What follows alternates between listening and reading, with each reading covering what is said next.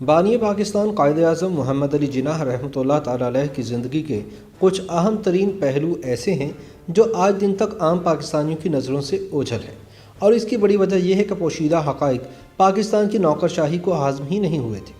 हत्ता कि कायद आज़म मोहम्मद अली जिन्नाह के बारे में ऐसी मालूमात जो उनकी हमशीरा फ़ातिमा जिन्नाह ने अपनी किताब में लिखी, वो भी सेंसर करके रिकॉर्ड से गायब कर दी गई। याद रहे कि फ़ातिमा जिन्नाह ने अपने भाई के इंतकाल के बाद एक किताब माई ब्रदर लिखी, लेकिन अशात से कबल इसके कुछ सफ़ात गायब कर दिए गए, जिनमें बानी पाकिस्तान के हवाले से चंद होशरुबा हक़ाइक़ बयान किए गए थे। मादरे मिल्लत की किताब को सेंसर करने वालों ने यह मौक़िफ़ इख्तियार किया कि हज़फ शुदा सफ़ात नज़रिया पाकिस्तान के ख़िलाफ़ थे, इसलिए इन्हें किताब से निकाल दिया गया। ये एक तल्ख़ हकीकत है कि पाक व हिंद की तारीख़ नवीसी हमेशा से मुस्तनद होने की बजाय मुतनाज़ रही है। अमूमन तारीख़ नवीसी का अमल राजों, महाराजों और बादशाहों के पेशावर मौरख़ीन इनके दौर में करते थे। इस तरह लिखी जाने वाली तारीख़ें हमेशा मदह सराय से भरपूर होती थी। ये तारीख़ें अवामी तारीख़ें नहीं होती थी, बल्कि इनमें फ़क़त हुक्मरानों की फतूहात, सखावत और नाम नहाद कारनामों का जिक्र होता था। दौर कदीम में इस तरह की तारीख़ नवीसी की वजह बिल्कुल वाज़ेह थी कि हुक्मरान ये समझते थे कि इनके तमाम कारनामे अक्ल व फ़हम का आलीशान नमूना है। लेकिन ये सिलसिला सिर्फ दौर कदीम तक महदूद नहीं रहा, बल्कि दौर जदीद में भी हुक्मरान ऐसी तारीख़ें और सवाने उम्रियाँ लिखवाते हैं जिसमें सिर्फ इनके कारनामों का ही जिक्र होता है। साबिक़ फ़ौजी आमिर अयूब खान के दौर में एक अदीब ने एक नावल लिखा और छपवाने के लिए पब्लिशर के पास ले गया, लेकिन उसे सख्त मायूसी का शिकार होना पड़ा जब तमाम पब्लिशर्स ने उन्हें बताया कि उनका इदारा सदर अयूब की किताब जिस रिस्क से आती हो परवाज़ में कोताही, फ्रेंड्स नॉट मास्टर्स छाप रहे हैं, और नावल छापने के लिए इनके पास बिल्कुल वक्त नहीं है। बड़ी कोशिशों के बाद उन्होंने एक छापे खाने के मालिक को किताब छापने के लिए तैयार कर लिया, लेकिन प्रेस के मालिक ने शर्त ये रखी कि कागज़ का बंदोबस्त मुसन्निफ़ खुद करे। अब मौसूफ़ कागज़ की तलाश में निकले तो कागज़ फरोशों का जवाब यही था कि कागज़ सदर अयूब की किताब के लिए ही दस्तयाब है, इसके अलावा किसी और किताब के लिए नापैद है। बड़ी मुश्किल से उन्होंने कागज़ का बंदोबस्त भी कर लिया और यूँ किताब छप गई। छपने के बाद जब उन्होंने कुतुब फरोशों से किताब की फ़रोख्त के लिए रब्ता किया तो उनका जवाब भी यही था कि उनकी दुकान इस वक्त सिर्फ सदर अयूब की किताब से सजी हुई है और वही फ़रोख्त हो रही है, किसी और किताब की फ़रोख्त का सवाल ही पैदा नहीं होता। मौसूफ़ मुसन्निफ़ ने मायूस होकर तमाम किताबें अपने छोटे से घर में रख दी। इनकी बेगम ने कुछ अरसे तक तो किताबों के अंबार को बर्दाश्त किया, लेकिन कुछ ही अरसे बाद रोज़ मुतालबा करना शुरू कर दिया।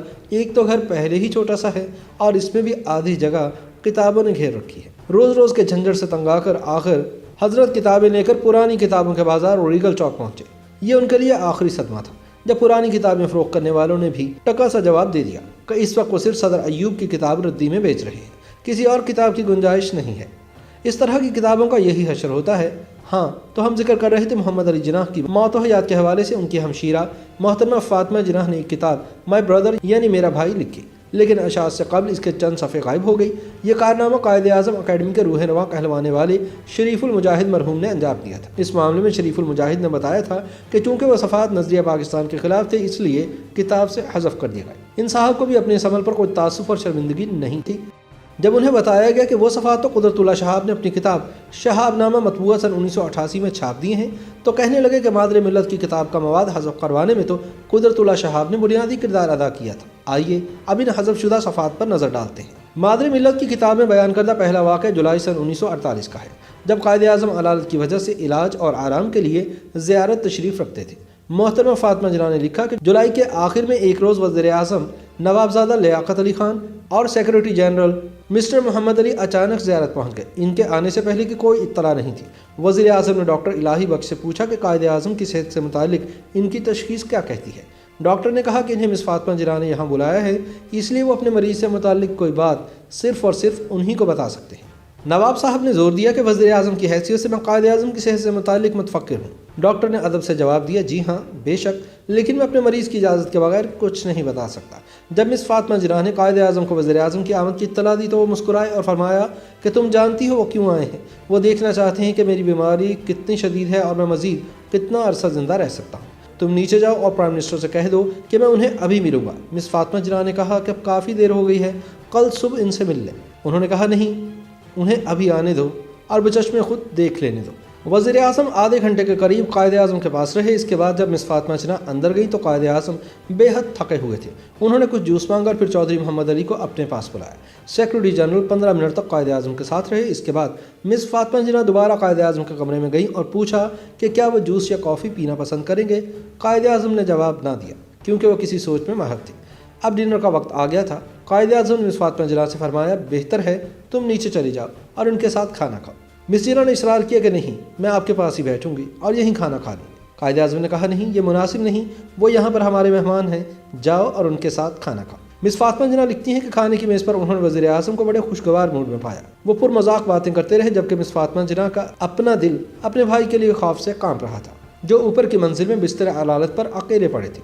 खाने के दौरान चौधरी मोहम्मद अली चुपचाप किसी सोच में गुम रहे। खाना खत्म होने से पहले ही मिस फातिमा जिना ऊपर चली गईं।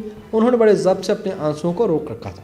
कायद आज़म उन्हें देखकर मुस्कुराए और फरमाया, फाती, तुम्हें हिम्मत से काम लेना चाहिए। इस वाक़े के 2-2.5 हफ्ते बाद 14 अगस्त को पाकिस्तान की आज़ादी की पहली सालगिरह आई।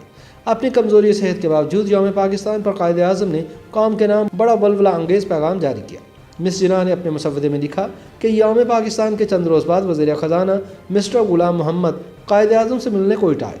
लंच के वक्त जब मिस फातिमा जिना इनके साथ अकेली बैठी थी तो मिस्टर गुलाम मोहम्मद ने कहा कि मिस जिना, मैं एक बात आपको ज़रूर बताना चाहता हूँ। यौम पाकिस्तान पर कायद आज़म ने कौम के नाम जो पैगाम दिया था उसे खातिर का अहमियत और तशहीर नहीं दी गई। इसके बरक्स वज़ीर आज़म लियाकत अली खान के पैगाम के पोस्टर छाप कर उन्हें न सिर्फ शहर शहर दीवारों पर चिपका किया गया है, बल्कि हवाई जहाज़ के ज़रिए इसे बड़े बड़े शहरों पर फेंका भी गया है। मिस जिना ने यह बात खामोशी से सुन ली, क्योंकि उस वक्त उन्हें अपने भाई की फ़िक्र थी, पब्लिसिटी की नहीं।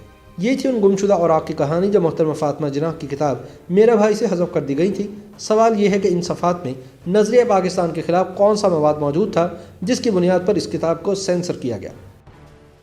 YouTube पर गूगली न्यूज देखने के लिए youtube.com की सर्च बार में गूगली न्यूज TV टाइप करें। गूगली न्यूज के पेज पर सुर्ख रंग के सब्सक्रिप्शन वाले बटन पर क्लिक करना ना भूलिए। YouTube पेज पर अपलोड होने वाली वीडियोस से बाखबर रहने के लिए बेल आइकन पर क्लिक कीजिए। आपको हर नई वीडियो के बारे में नोटिफिकेशन मौसूल हो जाएगा।